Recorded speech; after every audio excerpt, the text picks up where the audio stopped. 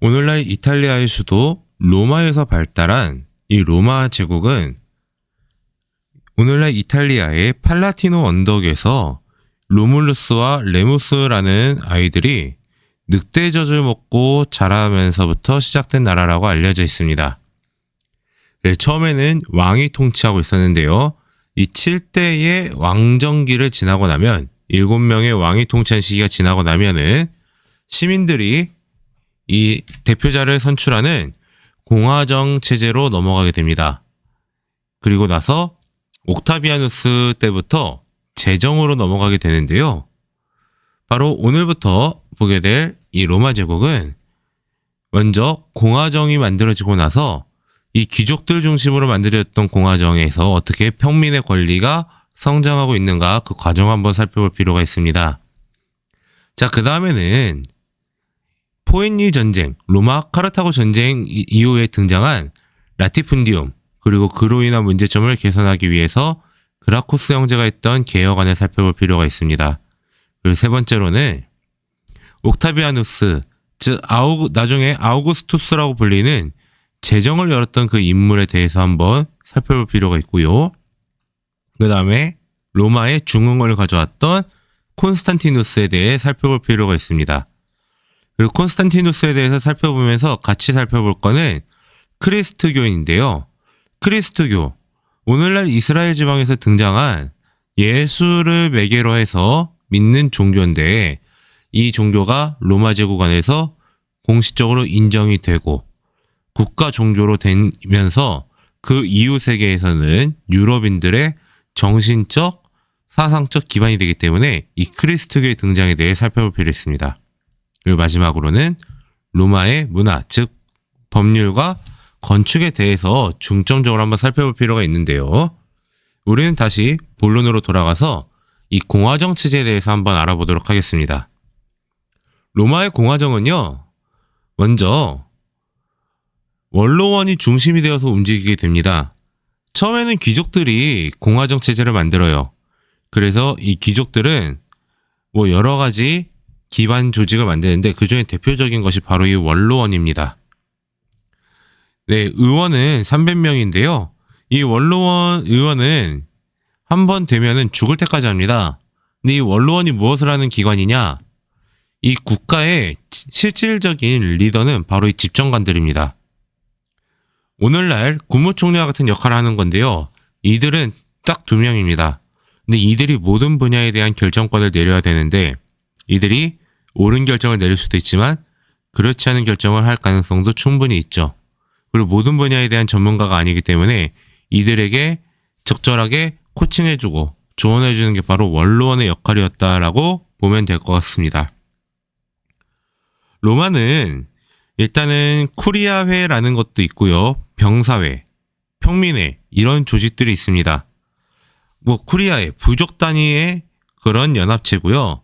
병사회, 군대를 기반으로 한 이 군대 조직이라고 보시면 돼요. 그 다음에 평민회, 평민들의 권익을 이야기했던 조직이라고 보시면 되는데요. 이 평민회 같은 경우는요, 평민들이 뭉쳐서 나의 권익의 신장을 위해서 이야기했던 조직입니다. 이 조직에 대한 대표자도 있어야겠죠. 그게 바로 호민관, 임기 1년짜리의 호민관인데요. 이 평민의 권리 성장이라는 것은 즉 평민들이 나의 이야기를 들어주세요라고 어필할 수 있는 기회를 계속 만들어 나갔다라는 겁니다. 그리고 그 기회를 만들어 나가면서 점점 평민권을 성장을 해서 이 집정관 2명 중에 1명은 반드시 호민관으로 임명하도록까지 발전하게 됩니다. 집정관 2명 중에 1명을 호민관으로 임명했다라는 것은 즉 로마의 정치는 귀족과 평민이 같이 나눠서 할 수 있었다라는 이야기가 되죠. 자, 그러면 공화정 시기에 평민권이 어떻게 성장하게 되었는가 한번 살펴볼게요. 이들의 평민권이 성장하게 된 것은요, 바로 그리스처럼 부유해진 평민들이 중장보병이 되어서 스스로 무장해서 전투에 참여하는 형태를 보입니다. 그래서 그리스처럼 긴 창을 들고 방패를 들고 나가는 것도 있지만 여기 나와 있는 병사처럼 단검에 방패를 들고 스스로 무장하는 경우도 있습니다. 어쨌든 이들이 전쟁에 참여해서 결과론적으로는 국가를 지키고 더 크게 성장시키니까 나중에 나아가서는 참정권, 정치에 참여할 수 있는 권리를 요구하기 시작했던 겁니다. 그래서 그 과정을 살펴보면요. 먼저 기원전 494년 성산으로 평민들이 막 철수해가지고 뭐 우리의 권익을 보장해달라라고 일종의 시위를 하게 됩니다. 이때 평민의 대표로 설치되는 것이 바로 호민관이고요. 그 다음에 이 호민관을 중심으로 해서 평민들의 모임체, 집합체, 평민들의 권익을 보장해 줄 수 있는 조직이 탄생되니 그것이 바로 평민회였던 겁니다. 그래서 호민관과 평민회 한번 잘 봐두셔야 됩니다. 네, 이 로마의 이 평민권 성장 과정은요, 매우 중요하게 보셔야 되는데, 이 볼 때에 같이 봐야 될 것은 바로 이 법률마다 어떻게 바뀌는가입니다. 자, 그래서 어쨌든 성산에 철수하는 이 사건을 통해서 평민회를 조직하고 평민회 대표 호민관 자리도 설치가 됩니다. 이렇게 해가지고 자신들의 이야기를 하기 시작했던 평민들은요, 그 이야기들이 점점 국가 정책에 반영이 돼요. 그래서 12표법, 로마 최초의 성문법, 글로 남겨놓은 법인 동시에 시민들을 위한 법률인데요. 이 법률의 특징, 귀족들이 자의적으로 법 운영을 할 수 없도록 막았습니다. 귀족들이 내 맘대로 법을 집행할 수 없다라는 이야기예요. 원칙과 규정에 따라서. 귀족이든 평민이든 어쨌든 딱 원칙과 규정에 따라서 적용해라. 내 맘대로 안 된다라는 겁니다. 자, 그 다음에 이 평민들의 권리는 더욱더 성장하면서 기원전 367년에 가면 리키니우스 섹스티우스법이라는 게 등장합니다. 네, 사람 이름인데요. 이 법에선 무엇을 이야기하냐면요. 집정관 2명 중에 1명, 이것은 반드시 평민에서 선출한다. 즉 호민관이 된다라는 이야기가 되겠죠. 호민관이 집정관을 겸할 수도 있는 일이 열리게 되는 겁니다. 로마의 정책 결정에서 귀족 하나, 평민 하나, 이게 보장이 되기 시작했다라는 거예요. 그래서 이 법이 계속 발달하면서 이 평민들의 권리가 계속 성장하다가 이제 기원전 287년에 가면 호르텐시우스 법을 통해 평민회의에서 결정한 내용들, 평민회의 의결이 원로원의 동의가 없어도 반드시 효력을 발휘할 수 있다라는 내용으로 결론이 지어집니다. 그래서 다시 이 로마의 구조를 보면, 네, 로마에서는 집정관들이 사실 국가의 모든 것들을 리더를 하죠. 근데 이제 집정관들에게 코칭해주는 기관이 원로원입니다. 근데 이제 이 집정관들은 원래는 귀족들이 하다가 이 리키니우스 섹스티우스법에 의해서 평민 중에서도 한 명이 반드시 집정관이 돼요. 그런 다음에 호르텐시우스법에 가면은 원로원에서 집정관들이 결정한 것들 혹은 평민에서 결정한 것들이 원로원의 동의 없이 바로 승인이 될 수 있었다라는 겁니다. 자, 그렇게 해가지고 성장했던 로마는요, 점점 성장해서요, 하나의 도시국가가 아니라 이탈리아 반도 전체를 통일하게 됩니다. 이탈리아 반도 전체를 통일하고 나서 이 지중해 패권을 두고 카르타고와 대대적인 전투를 벌이게 되는데 그것이 바로 포에니 전쟁 혹은 로마 카르타고 전쟁이라고 부릅니다. 근데 이 전쟁은 로마의 역사에 많은 변화를 가져왔기 때문에 굉장히 중요한 전투이긴 합니다. 그래서 이 전쟁은 총 3차례에 걸쳐 전쟁이 펼쳐집니다. 첫 번째 전투는 바로 로마 제국과 카르타고 사이에 위치한 이 시칠리아 섬, 여기를 쟁탈하기 위해서 펼쳐집니다. 그래서 시칠리아 쟁탈전에서 로마가 승리해요. 2차 전쟁, 이거에 대한 보복을 하기 위해 한니발이 카르타고에서 직접 로마로 건너가는 게 아니고요. 오늘날 에스파냐 지역을 거쳐서 알프스 산맥을 건넙니다. 근데 알프스는요, 이쪽 남쪽으로 돌아야 돼요. 산맥이 너무 높아요. 3000m가 넘어가니까. 그리고 눈으로 뒤덮여 있어요. 그래서 여기 남쪽으로 돌을 줄 알았으나 한니발은 코끼리를 끌고 여기를 바로 넘어가 버립니다. 그래서 코끼리 이끌고 코끼리도 막 뛰어오면서 오니까 사람들 막 짓밟혀서 막 죽어요. 여기 칸나이의 전투, 이 칸나이에서는요, 심지어 로마가 대패합니다. 무려 70만 가까이 되는 병력이 죽어요. 자, 이런 로마의 위기 상태, 이 칸나이 전투에서의 위기 상태를 뒤엎은 사람이 바로 로마의 장군 스키피오입니다. 스키피오는 그래, 여기서 싸우면 우리가 질 것 같아. 그래, 본진 치자.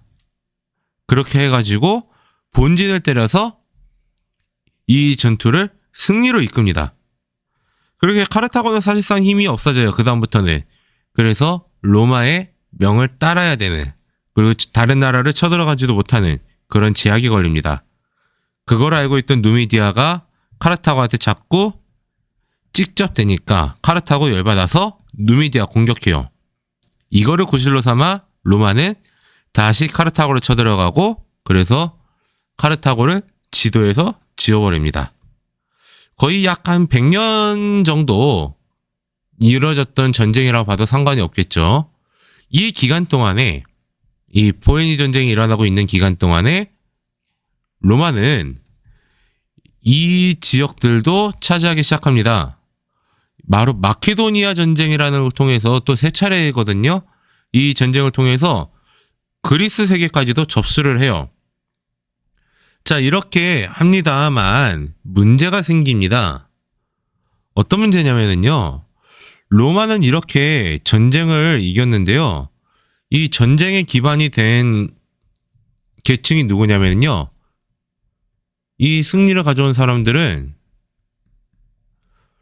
자영농 계층입니다. 역사에서 산업혁명이 등장하기 전까지 대부분의 국가는 농업국가예요.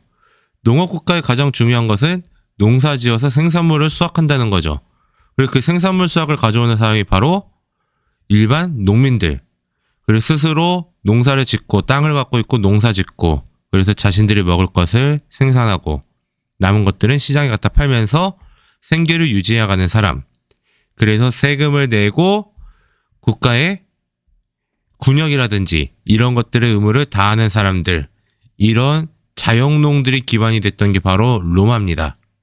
근데 문제는요, 이 지중해 모든 지배권도 장악을 했지만, 그래서 자영농과 더불어 이 전쟁을 승리로 이끌었지만, 문제는 기득권층에 의해서 노예 노동력에 의한 대농장 경영인 라티푼디움이 등장했다라는 데 있습니다. 한 가지 예를 들어 보겠습니다. 자, 노예 노동력, 임금을 안 줘도 상관없어요. 극단적으로 말하면 노예는 걸어 다니는 물건이니까요. 그래서 이 노예 노동력이 생산한 물건의 가격과 일반 자영농이 생산한 물건의 가격을 따진다면은 똑같은 품질이어도 노예 노동력이 생산한 게 가격이 더 쌀 겁니다. 그리고 장인이 한 땀 한 땀 기울여 생산한 물건과 그 다음에 대규모로 찍어내듯 생산한 물건의 가격은 대규모로 찍어내듯 생산한 것이 더 쌀 겁니다. 마찬가지 자영농들은 전쟁을 끝나고 자신의 삶의 터전으로 돌아갔지만, 삶의 터전에서 농사를 지어서 먹고 살기 위해 팔매를 하지만, 안타깝게도 이 정복지의 땅들을 어떻게 쓸까 할 때 기득권층들이 정복지의 땅을, 카르타고의 영토였던 이곳을 대농장으로 운영을 해요. 이 대농장에서 운영을 하면서, 그럼 이 대농장을 운영하는, 규모가 큰 이 농장을 운영할 때 노동력은 어떻게 할까? 라는 걸 했었을 때 그냥 사람을 사는 게 아니고요, 정복지의 주민들을 노예로 삼는 겁니다. 이 노예 노동력을 활용해서 대농장 경영을 하니 그것이 라티푼디움이라는 거고요. 그래서 이 라티푼디움이 등장하면서 자영농이 몰락하는 결과물까지 오게 됩니다. 사료에도 이게 나와요.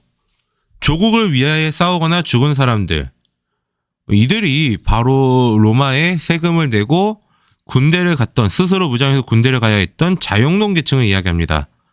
이들은 공동의 공기와 햇빛을 향유할 뿐 정말 아무것도 가진 게 없다. 그들은 집도 없고 가정도 없고 처자식과 함께 떠돌아다니고 있다. 그들은 오직 다른 사람의 부와 사치를 위해 싸우다 죽을 뿐이다. 그래서 그들은 세계의 지배자가 되었지만 문제, 그들 자신의 소유라고 할 만한 땅은 단 한 조각도 없습니다. 국가를 위해서 싸우거나 죽은 사람들, 얘네들 자영농 계층인데요. 얘네들 전쟁 끝나고 집으로 돌아갔더니 땅은 한 조각도 없대요. 이들이 누릴 수 있는 거는 공기랑 햇빛밖에 없는 거예요. 이 상황에서 로마 사회의 기반이 되었던 자영농 계층이 무너졌다? 문제는 뭐냐면은 바로 국가 재정. 세금 낼 사람이 없거든요. 군사력 약화. 뭐냐면은 군대 갈 사람도 없어요. 노예는 세금도 안 되고 군대도 안 가니까. 그럼 노예는 세금 안 내고 군대도 안 가고 걸어 다니는 물건일 뿐인데 그래서 이들이 생산하는 물건이 싸니까 세금도 내야 되고 군대도 가야 되고 그리고 자신의 인건비도 많이 들어가는 자영농들 망할 수밖에 없는 거예요. 로마 사회 전체가 흔들릴 수밖에 없는 문제점이기 때문에 이 문제점을 해결하기 위해 등장한 세력이 바로 그라쿠스 형제입니다. 자, 티베리우스 그라쿠스와 가이우스 그라쿠스 형제들인데요. 자, 이들은 라티푼디움으로 인해 자영농이 몰락하니까 각각의 이걸 어떻게 해결할까 해서 개혁안을 제시합니다. 첫 번째, 티베리우스 그라쿠스 형은요, 농지법이라는 법률을 실시를 하는데요. 이 법률의 내용은요, 뭐냐면은 리키니우스법에서는요, 506에라라는 단위를 넘어가서 토지를 소유하지 못하도록 제한을 걸고 있습니다. 그래서 그 토지 소유 제한을 초과한 토지들은 국가에서 몰수한 다음에 재산이 없는 시민에게 토지를 다시 분배하는 것을 목적으로 삼았어요. 자, 그런 다음에 이 형은 이렇게 개혁을 추진합니다. 근데 안타깝게도 이 형님의 개혁은 실패로 돌아갑니다. 그런 다음에 등장한 게 바로 동생인데요. 동생 가이우스 그라쿠스는 곡물법이라는 걸 실시를 해요. 그래서 가난한 시민들에게 시장 가격보다 싸게 곡물을 판매하게 됩니다. 자, 어쨌든 간에 이렇게 실시를 하는데요. 한번 보도록 하죠. 사료 한번 볼게요. 가이우스 그라쿠스가 가난한 시민에게 곡물을 저렴한 값에 배급하자 피소라는 귀족이 나타나 말하였다. 그라쿠스요, 나는 그대가 내 재산을 다른 사람들에게 나누어 주는 것을 원치 않소. 그러나 그대가 그렇게 할 것이라면은 내 몫을 요구하겠소. 라고 이야기합니다. 자, 이거는요, 이 개혁을 지지한다는 말일까요? 거부한다는 말일까요? 네, 이거는 거부한다는 뜻이죠. 자, 그렇게 해가지고요, 이 둘의 개혁안은요, 사실 안타깝게도 성공하지 못합니다. 그리고 어떻게 되냐면은요, 티베리우스 그라쿠스는요, 형은 암살당하고요, 동생은 이제 반대파에 의해서 쫓기다가 자살함으로써 이들의 집권이 끝나고 이 라티푼디움 문제, 그 자영농이 몰락한 문제는 해결되지 못합니다. 그래서 공화정은 이제 어떻게 되느냐, 두 파로 나뉘어요. 귀족파, 그 다음에 평민파. 어차피 집정관이 둘 중 하나는 귀족이고 둘 중 하나는 평민이니까. 그래서 술라를 대표로 하는 귀족파, 그 다음에 마리우스라는 장군을 대표로 하는 평민파로 나뉘어서 서로 치고받고 싸웁니다. 술라가 집권하고 있을 때는 마리우스는 어디 도망가서 버티고 있어요. 그 다음에 마리우스가 나타나서 이 술라의 세력을 역전시켜버리고 자기가 집권할 땐 술라의 세력이 어디 도망가서 또 있습니다. 이러는 와중에 공화정에서는 또 제국 안에서는 스파르타쿠스의 반란도 일어나고 있죠. 그래서 이렇게 반란도 일어나고 있는 상황. 어쨌든 간에 이 상황을 정리를 해야 됩니다. 그래서 로마에서는 이 상황을 정리해볼까라고 하면서 3명의 지도자가 권력을 나누어서 이끄는 삼두정치라는 형태가 등장을 합니다. 이 삼두정치 첫 번째는요, 바로 카이사르와 폼페이우스, 크라수스가 있는데요. 제일 중요한 사람은 바로 이 카이사르입니다. 크라수스는 반란을 진압하러 갔다가 거기서 죽어요. 그러면 이제 로마의 세력은 카이사르와 폼페이우스 이 둘로 나뉩니다. 그리고 원래 그 원로원을 장악하고 있던 것은 폼페이우스입니다. 그런 다음에 카이사르는 당시에 갈리아라고 불리는 지역으로 나가 있었어요. 근데 이 갈리아가 오늘날 프랑스 일대입니다. 자, 근데 이제 폼페이우스가 원로원을 이용해서 카이사르를 불러들입니다. 근데 이 카이사르는 이 로마를 떠날 때부터 이미 허수아비를 세워놔요. 로마에다가. 로마의 모든 정보를 속속들이 접하고 있습니다. 그래서 내가 돌아가면은 죽을 수도 있겠구나 라는 위기의식이 느껴지고, 로마법에서 루비콘강을 경계로 안쪽으로는 군대를 이끌고 들어오지 못하게 되어 있습니다. 하지만 카이사르는 주사위는 던져졌다 라는 유명한 말을 남기고 루비콘강을 건넙니다. 여기 오른쪽에 나와 있는 사진이 바로 카이사르인데요. 그렇게 해서 폼페이우스 세력과 결투를 벌여서 폼페이우스 세력을 결국에는 진압을 하고 카이사르가 1인 권력자로 등장합니다. 그리고 이 카이사르가 독재를 할 거다라고 하는 반대파의 그 주장과 거기에 설득된 공화주의자, 공화정을 위주하겠다라는 사람들에 의해서 카이사르는 그의 양자인 공화주의자 브루투스에게 암살을 당합니다. 가운데 있는 그림이 바로 그 암살당하는 카이사르의 장면을 이제 그림으로 표현한 건데요. 이렇게 해서 카이사르를 죽임으로써 공화정의 적대적인 인물을 죽였다라고 생각을 했지만 카이사르의 유언장이 공개됩니다. 자신이 조커들랑 자신의 모든 재산을 우산 시민들에게 나누어줘라 라는 등의 내용이 담긴 카이사르의 유언장이 공개되자 여론은 급격히 바뀝니다.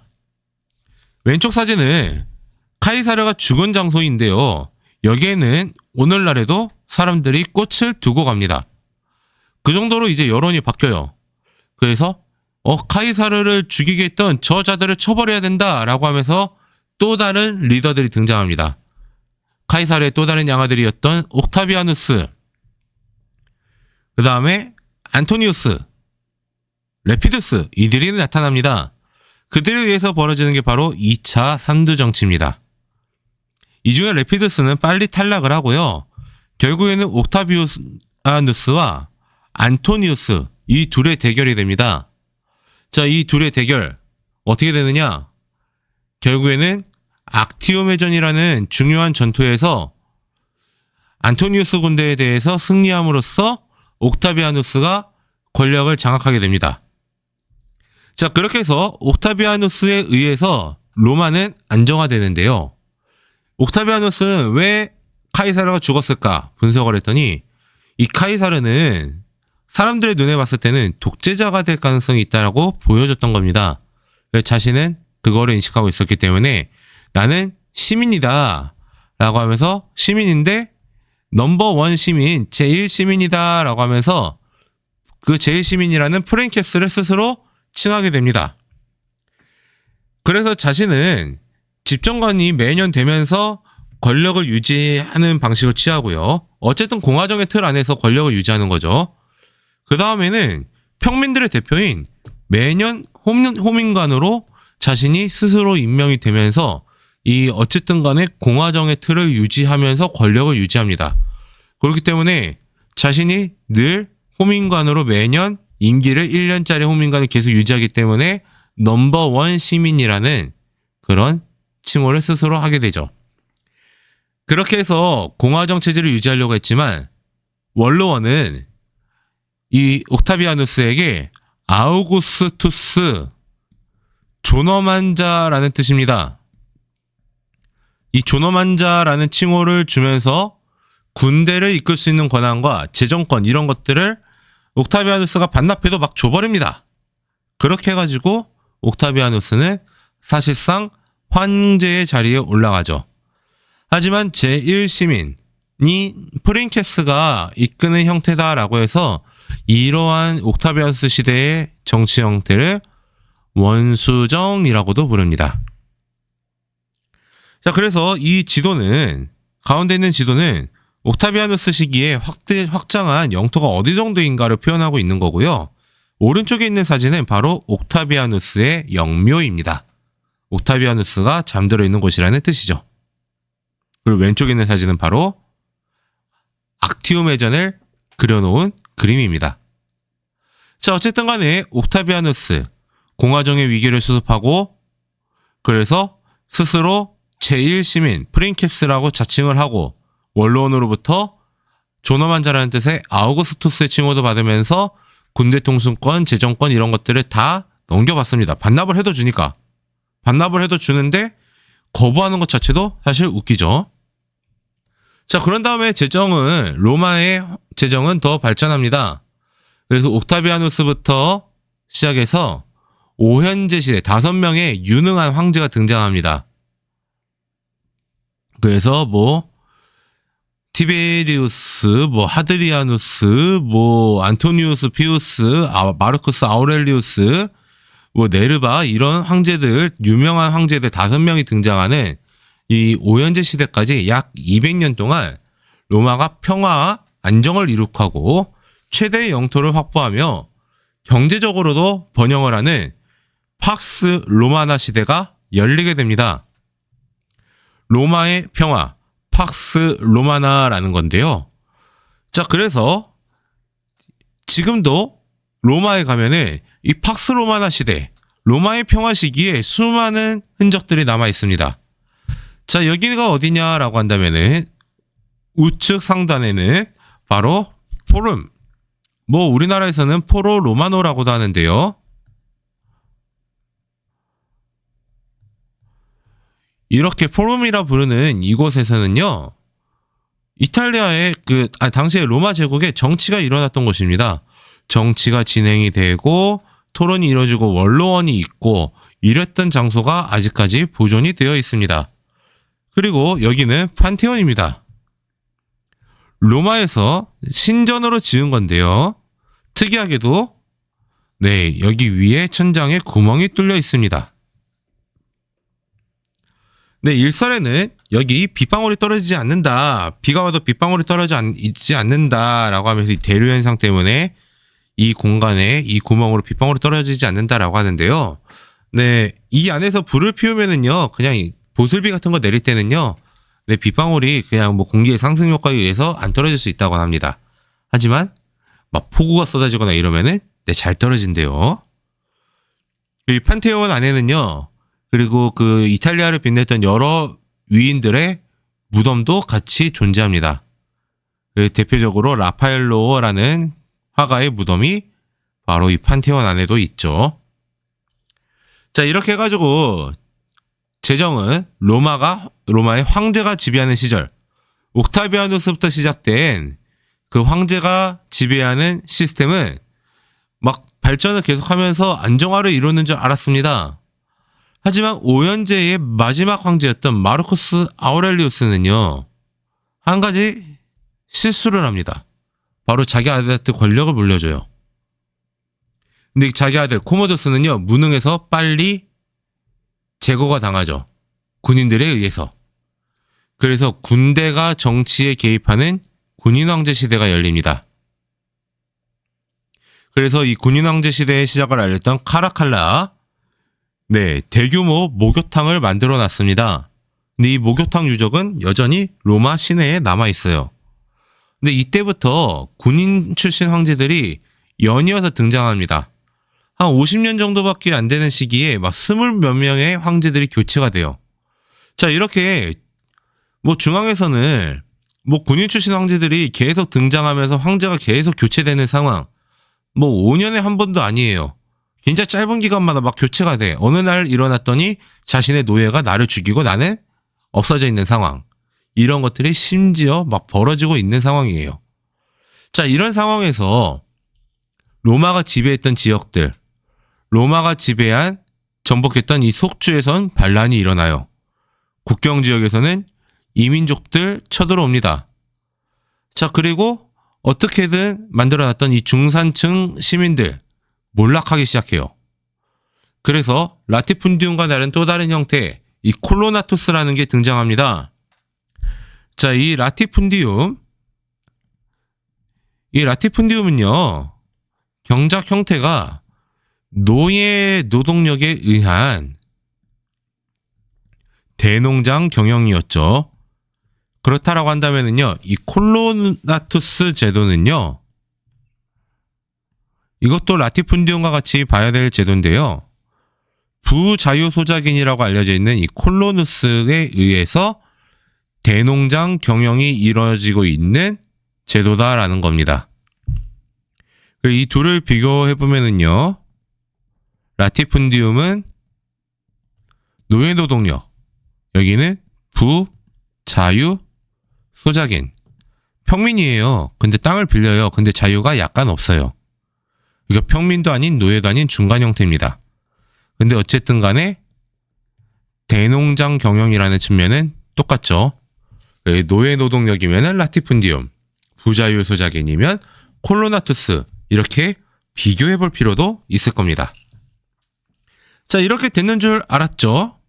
자, 이렇게 해서 나라 망하는 줄 알았어요. 근데 나라 망할 때 부자는 망해도 3대는 간다고 그랬던가요? 혹은 위기 속에 기회가 온다고 그랬던가요? 이 재정을 다시 일으켜 세우기 위한 노력들도 등장합니다. 바로 디오클레티아누스 황제 때의 이야기인데요. 이 양반은 이 군인들이 정치에 개입하면서 국가가 개판이 된 것을 봤어요. 속된 말로 개판이 됐죠. 그래서 이거를 해결하기 위해 동방의 전형적인 시스템인 전제군주정, 황제 중심이 되는 시스템을 확실하게 도입합니다. 그런 다음에 제국을 2개로 쪼개요. 그런 다음에 황제를 4명을 세워요. 그래서 사분할 통치 혹은 사제 통치라 부르는 시스템을 등장시킵니다.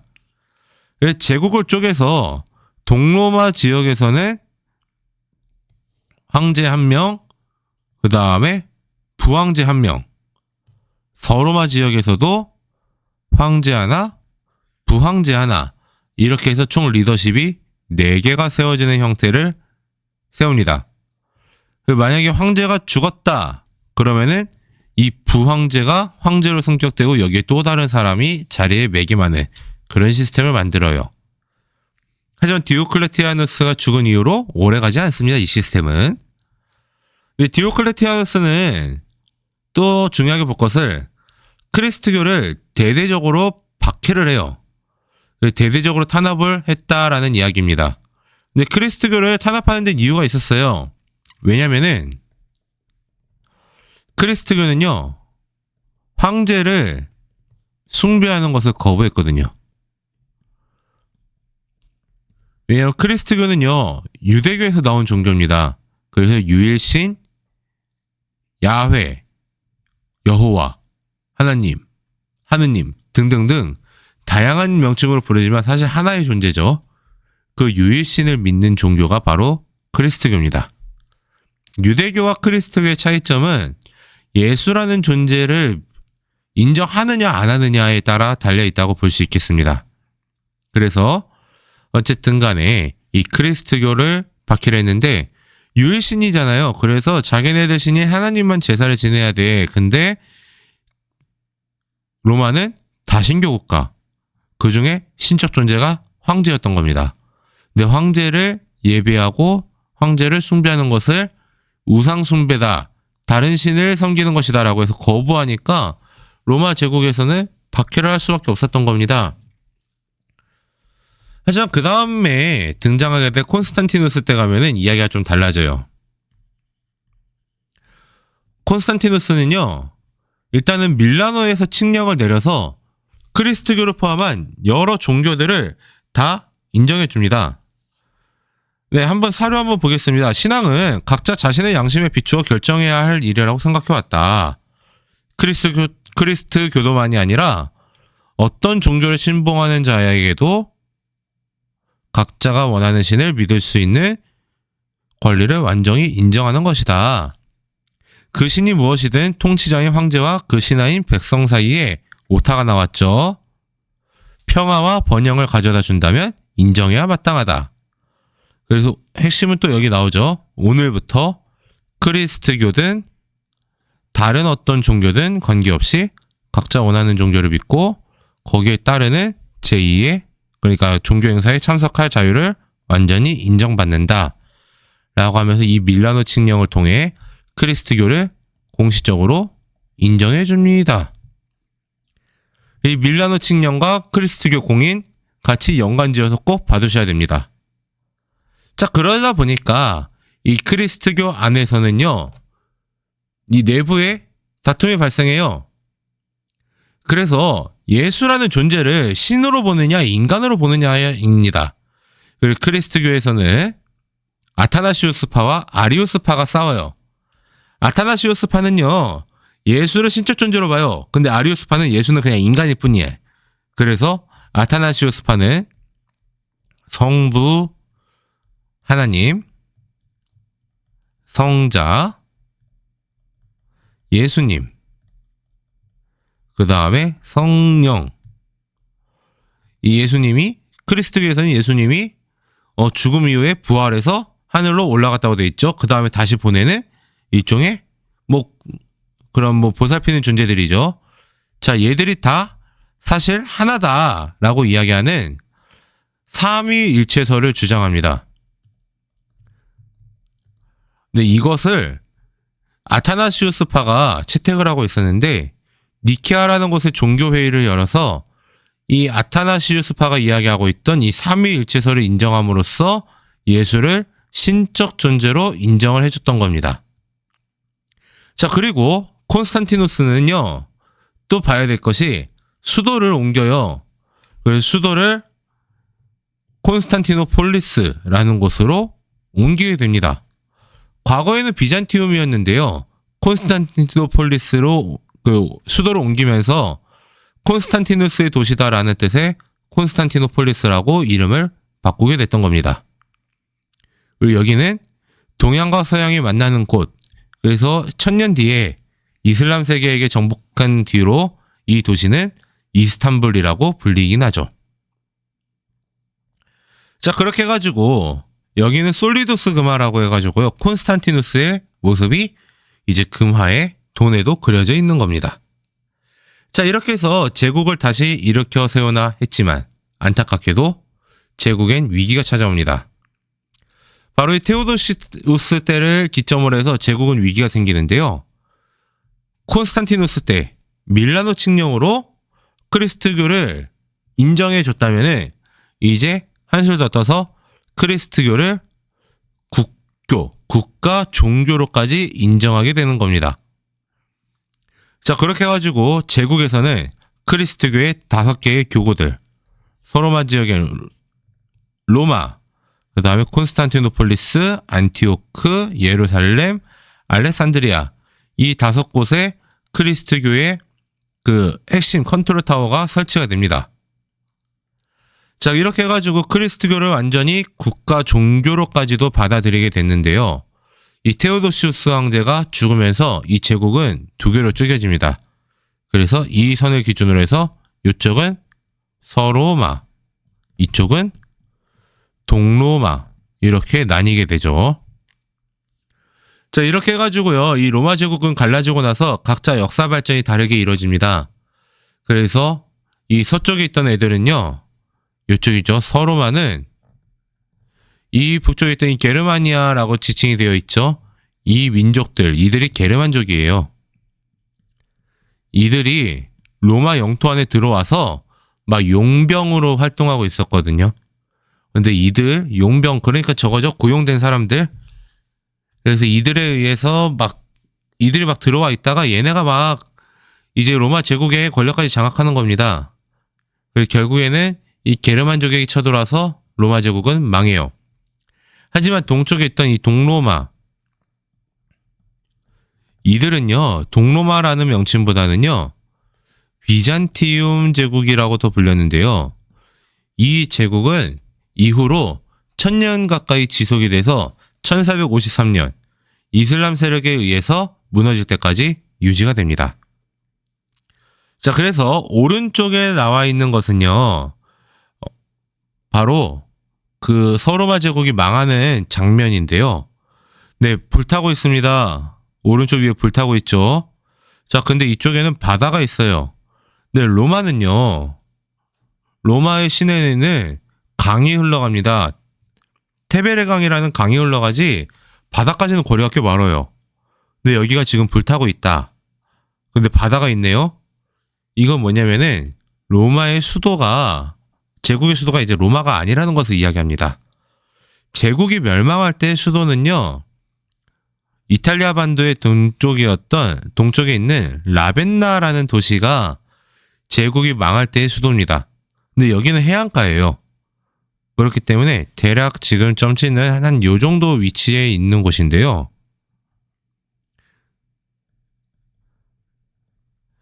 그렇기 때문에 이 해안가에 위치해 있기 때문에 뭐 해안가에서 막 배가 와가지고 막 불태우고 있고 막 사람들 막 절규하고 있고 뭐 이러는 모습들이 그림으로 남을 수 있었던 겁니다. 이렇게 해서 뭐 기원전 750년경에 일어났던 로마 제국 476년에 무너질 때까지 서로마 제국이 무너질 때까지 1000년 가까운 이야기를요. 1000년이 넘는 시간의 이야기를 간략하게 살펴봤습니다. 근데 이 로마 제국에서 하나 더 봐야 될 것이 있는데요. 바로 로마 제국이 남겼던 문화입니다. 그리스의 문화가 합리적이고 인간 중심적이었다. 그 헬레니즘의 문화가 개인 중심적, 개방적, 그 다음에 세계 시민주의적이 되었다라고 한다면은 로마의 키워드는 바로 이 실용적이었다라는 데 있습니다. 이 실용적 문화에서 핵심은 바로 건축과 법률인데요. 그럼 이것들 중심으로 한번 살펴볼게요. 먼저 건축입니다. 이들은요. 자신들이 정복한 지역 곳곳에다가 도로를 이렇게 설치합니다. 자, 여기 왼쪽의 사진은요. 아피아가도. 근데 요즘 교과서에는 아피우스 가도 혹은 아피우스 도로 이런 식으로 표시가 되어 있는데요. 이 로마로 들어오는 요렇게 나가는 이 루트입니다. 근데 이 지도를 보면은 제국 곳곳에 길이 굉장히 많이 건설이 되어 있죠. 이 돌로 만든 거리들이 굉장히 많이 있고요. 그렇게 해가지고 엄청 튼튼하게 잘 만들어서 그런지 지금도 쓸 수 있을 정도의 이 견고함을 자랑하고 있습니다. 이들이 구성했던 루트는 사실 지금도 핵심 이동 경로 중 하나이기도 하죠. 이렇게 아피우스 가도와 같은 도로를 건설했다라는 거 잘 봐둘 필요 있는데요. 자, 이 도로 건설 이외에도요. 이 대형 건축물도 건설이 됩니다. 바로 콜로세움과 그 앞에 있는 콘스탄티누스의 개선문, 그 다음에 수돗물을 물을 끌어오는 그래서 이동시키는 수도교, 공중목욕탕 이런 것들과 같은 대형 건축물들도 건설되었던 것이 바로 로마입니다. 그 로마의 건축물에는 공통적으로 바로 이렇게 원형 아치가 많이 만들어지죠. 이렇게 해서 거대한 건물들의 무게를 분산을 시켜 나갔던 겁니다. 그래서 이것이 바로 로마인들의 실용적인 기술의 대표적인 사례입니다. 그리고 오른쪽에 이 두 개의 그림은요, 바로 수도교에 대해서 만든 건데요. 물이 위에서 아래로 알아서 흘러가게끔 세팅이 다 돼 있는 겁니다. 중간에 고익이라도 하면 물이 썩을 건데, 네, 그러지 않도록 돼 있으니까 이들이 얼마나 노력을 해서 만들었는가가 보여지고 있는 거죠. 자, 그 다음에 로마는 사실 법률도 매우 발달을 합니다. 네, 잘 봐둬야 될 건데요. 로마는 원래 법을 글로 만들지 않았어요. 제국 초반기에는 관습법이라고 해서 그냥 사람들이 일반적으로 지켜야 되는 것들 정도로 있습니다. 하지만 12표법을 기점으로 해서 시민들이 지켜야 되는 시민법이 등장해요. 근데 이때의 시민은 이탈리아 반도에 있는 사람들만을 이야기합니다. 하지만 이제 군인왕제 시대의 시작을 알렸던 칼리굴라, 카라칼라 이 정도에 가면은 이 군인왕제 시대에 가면은 만민법이 등장을 하게 됩니다. 이 카라칼라 왕자 때 가서 만민법이 등장하게 돼요. 제국 내에 있는 모든 민족들에게 적용되는 법이다라는 뜻입니다. 처음에는 그냥 카더라, 이렇게 해라, 저렇게 해라 라는 말로만 전달되어 있고 그냥 일반적인 관습으로만 유지되던 법이 기록으로 되면서 이때는 제국 안에 있는 시민들, 노예나 이런 애들을 빼고 시민들에게만 적용되는 시민법을 발달하고요.